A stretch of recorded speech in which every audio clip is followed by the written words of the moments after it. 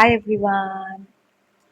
So আমি গেছিলাম কিয়ানের জন্য আম মাছ আনতে ফ্রিজ থেকে। ডিপ ফ্রিজে যখন দেখলাম যে মাছ বার করতে গিয়ে আরেকটা জিনিস ওখানে আছে, অ্যান্ড দ্যাট ইজ মাছের তেল, যেটা আমি খেতে খুবই ভালোবাসি। তো আমি তখনই ডিসাইড করলাম যে নিজের জন্যও কিছু করা উচিত। সো আমি মাছের তেলের চচ্চড়ি বানাবো। নট চচ্চড়ি, অ্যাকচুয়ালি ভাজা, ভাজা করবো আলু পেঁয়াজ দিয়ে। আম তো ওটাই এখন করছি। ওর মাছটা ভাজছি। ভেজে এবারে ওই মাছের তেলটা বানাবো। আ আমার তো প্রচণ্ড ভালো লাগে মাছের তেল খেতে। গরম, গরম ভাত দিয়ে শুকনো, শুকনো করে মেখে খেতে হবে। আমি জানি না কার, কার ভালো লাগে। And the recipe is very simple. So basically তেল দেবে, তাতে আমি যেরকম মাছের তেলের মধ্যে সব আমি দিয়ে দিয়েছি। ঠিক আছে? আমি তো মানে পাকা রাঁধুনি নই। আমি ওরকমই করি রান্না, অ্যান্ড হয়েও যায় ঠিকঠাক।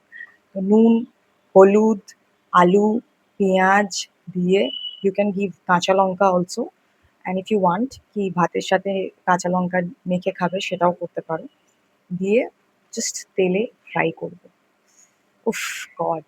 So tasty. আমার মা যখন করে আমার আর কিছু লাগে না ভাতের সাথে। ওটাই আমি শুকনো, শুকনো করে মেখে খাই। তো আমার বাড়িতে আর কেউ খায় না আম মাছের তেল। আমার হাসব্যান্ড তো একেবারেই খায় না। ও ঠিক ওই আঁশটে জিনিসটা পছন্দ করে না। আর আমি ততটাই মাছ খেকো। আমার শ্বশুরমশাই খান, বাট উনি বড়াটা খেতে প্রেফার করে। তো আমাদের বাড়িতে মোস্ট অফ দ্যা টাইম তেলের বড়াই হয়। আ বাট আমার মাছের তেল ইন এনি ফর্ম ভাল লাগে। চচ্চড়িতেও ভালো লাগে। অনেকে আলু, বেগুন দিয়ে চচ্চড়ি করে, অনেকে তেঁতো দিয়ে করে, উচ্ছে দিয়ে। ওটাও খুব ভালো লাগে শুকনো, শুকনো করে মেখে খেতে। বাট আজকে আমি জাস্ট সিম্পল তেলে পেঁয়াজ আর আলু দিয়ে ভাজবো। আ খাবো। তো ওইটাই বানাচ্ছি এখন। তার আগেও উঠে অনেক কাজবাজ করলাম। ছেলেকে খাওয়ানো, অ্যান্ড দেন জামাকাপড়গুলো গোছালাম। মানে খুবই আনঅর্গানাইজড হয়েছিল। এতগুলো আলমারি গোছাতে, গোছাতে আমার মাথাই খারাপ হয়ে যায়। এত জামাকাপড়। তো কিছু ছোট জামাকাপড় ওর ছোট হয়ে গেছিল, সেগুলোকে সেগ্রিগেট করলাম। মাকে দেবো, যাদের দরকার। আই থিংক তোমরা সবাই করো। জানি অনেকেই বলে কি নিজের জামাকাপড় দিতে নেই, এনার্জি ট্রান্সফার হয় and all. But I think কি বাড়িতে পড়ে থাকার থেকে যাদের দরকার তাদের কাছে গেলে এটা অনেক বেশি ইউটিলাইজড হবে। কারণ ও তো করতে পারবে না, ছোট হয়ে গেছে। তো ফেলে দেওয়ার থেকে আ এটা যদি কারেক্ট লোকের কাছে যায়, যারা এটা পড়তে পারবে, হ্যাপি হবে, তো অবশ্যই আ নিজের পুরনো জামাকাপড় ডোনেট করা উচিত, আমার তো মনে হয়। এবং আমার জামাকাপড়, কিয়ানের জামাকাপড় এগুলো ছোট হয়ে গেছে, সেগ্রিগেট করলাম। আমি মাকে দিয়ে আসবো। মা ওখান থেকে ডোনেট দোজ ক্লথস। সো সেগুলো করলাম। আ এবং জিনিস একটা আলমারি গুছিয়েছি। আরেকটা বিশাল বড় যে মেইন আলমারি সেটা গোছানো বাকি। তো টার্গেট আজকে সেগুলোও করবো আজকে। তো চলো, তার ফাঁকে ফাঁকেই কথা হতে থাকবে। এই দেখো, যেরকম বলছিলাম না, আমি মাছের তেলের মধ্যে আলু, পেঁয়াজ, নুন, হলুদ সব দিয়ে দিয়েছি।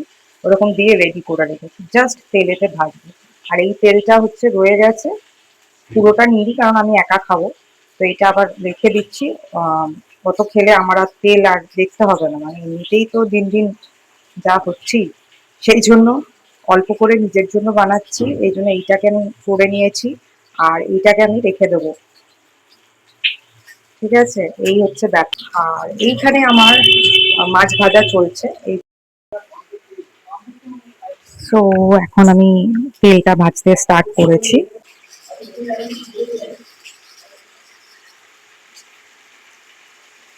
তো গাইস, যেমন দেখতে পাচ্ছ ভাজাটা ডান, আমার তেলটা রেডি।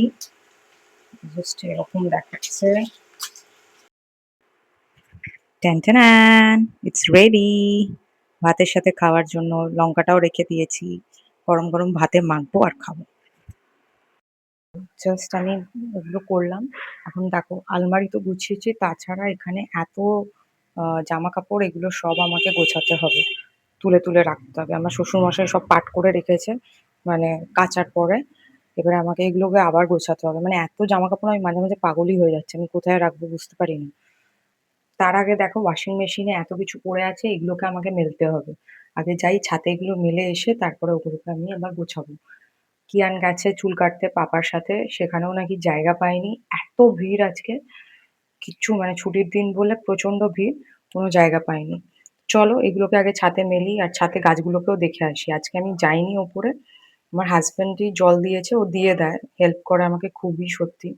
তো আমি 10টা নাগাদ উঠেছি ঘুম থেকে, মানে ছুটির দিনে আমি আর তাড়াতাড়ি উঠতে পারি না, অফিসের দিনে এতটাই চাপ যায়। আর সোমবার থেকে কিয়ানের স্কুল, তো আমি বললাম যা চুলটা কেটে আয়, গিয়ে কাটতে পারলো না, দেখো কি অবস্থা। তো এখন এগুলোকে মেলবো, মেলে গাছগুলোকে দেখে আসি, তারপরে জামা কাপড়গুলো গোছাই। আচ্ছা, আমার গাছের কন্ডিশন, অনেক কুড়ি ধরেছে।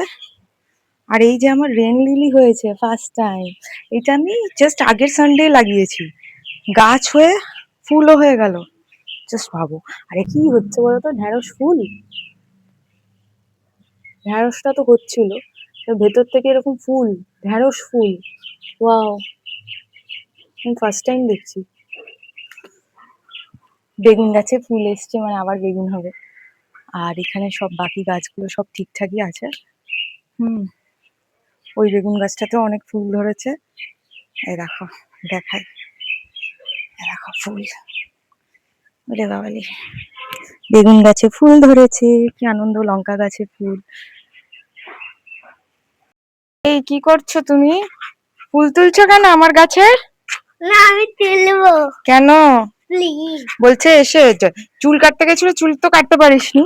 এই তুলবি না, তুলবি না, রেন লিলি তুলে না, কিয়ান তুলো না, দেখতেই ভালো লাগে গাছে, তুমি তো ভালো ছেলে বলো। আমি আমি তুলবো ঠাকুরকে দেওয়ার না না না, এই তুলবি না, কিয়ান আমি কিন্তু রেগে যাবো, কিয়ান, কিয়ান বারণ করছি, কিয়ান তুলিস না, কেন গো? গাছটা নষ্ট হয়ে যাবে। না, রেন লিলি তুলো না প্লিজ, না না না, অনেকদিন বাদে আমার রেন লিলি হয়েছে, তুলবে না। ওই দেখো বেগুন হচ্ছে, এবং মাই গড, আমি তো এটা দেখিনি, সত্যি তো, এই দেখো বেগুন ধরেছে অলরেডি এই গাছটা আবার। হাত দেবে না কিয়ান, তাহলে হবে না। তা আমাকে এসে বলছে আমি কি একটা ফুল তুলতে পারি, রেন লিলি কি তোলা যাবে, আমি বললাম না, যাবে না। তারপর ওখানে গিয়ে বদমাইশি করছে, দেখো তোলা, রেন লিলি কখনো তোলা যায়? আর এখানে বেলফুল হচ্ছে আমার, কুড়ি হয়েছিল, বেলফুল হয়েছে, দেখেছিস?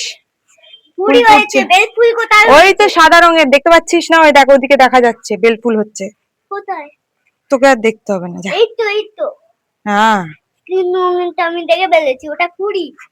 না না হচ্ছে, এই দেখ, এই জবা গাছটা কুড়ি ধরেছে, এই জবা গাছটা কুড়ি ধরেছে, এইটাতেও ফুলটা ফুটছে, সব জবা গাছ, সব জবাগুলো একসাথে হবে, বুঝতে পারলি কিয়ান, জবাগুলো সব একসাথে ফুটবে, করিস না। পিঁপড়ে পিঁপড়ে, ও পিঁপড়ে থাক, কেন পিঁপড়ে থাক। এই এই জবা গাছটায় কুড়ি হচ্ছে না তো, হবে হয়তো, আমি একসাথে 4টে জবা গাছ বসিয়েছি। আর এইটাই দেখ, কি আই কিয়ান তুলবি না, আমি কিন্তু এবারে বকবো, এটা ভীষণ দুষ্টুমি করে, এইটাই হচ্ছে কিয়ানের বদমাইশি। আর এইটা দেখো সানফ্লাওয়ার গাছ, এটা বিশাল বড় হয়েছে, এই গাছটা আর এই গাছটাকে একসাথে বসিয়েছি, কিন্তু অদ্ভুত ব্যাপার, এই গাছটা দেখো কেমন লম্বা হয়ে বড় হলো, হ্যাঁ দেখতে পাচ্ছিস কিয়ান, এই গাছটা কিরকম লম্বা হয়ে বড় হয়েছে, কিন্তু এই গাছটা কিন্তু লম্বা হচ্ছে না, অদ্ভুত ব্যাপার, এটাও কিন্তু সানফ্লাওয়ার, কিন্তু গ্রো করছে দেখা যাচ্ছে, বাহ ভালো। আর আমার টমেটো গাছ তো হচ্ছে না, জানি না, টমেটো এটা দানার থেকে করছিলাম, টমেটো গাছটা হচ্ছে না কিছুতে, বাকি সবই সুন্দর। এই জবা গাছটা আমি জানি না, এই জবা গাছটা কি হয়েছে, এটাকে কি করা যায় গাইস, এটা বলো তো, এটা কি এরকম হয়ে গেছে একদম, এরকমই কন্ডিশন, যদিও পাতা বেরোচ্ছে দেখতে পাচ্ছি এখানে, হোপফুলি হবে। দেখেছিস এই গাছ বেরিয়েছে রে কিয়ান, এটা কি বলে, মেরিগোল্ডের দানা ফেলেছিলাম, সেখান থেকে, ওই যে যেগুলো থেকে হয় মেরিগোল্ড, সেটার থেকে হচ্ছে কিন্তু মেরিগোল্ডটা, আর এটা স্থলপদ্ম, মরে গেছিল আবার ঠিকঠাক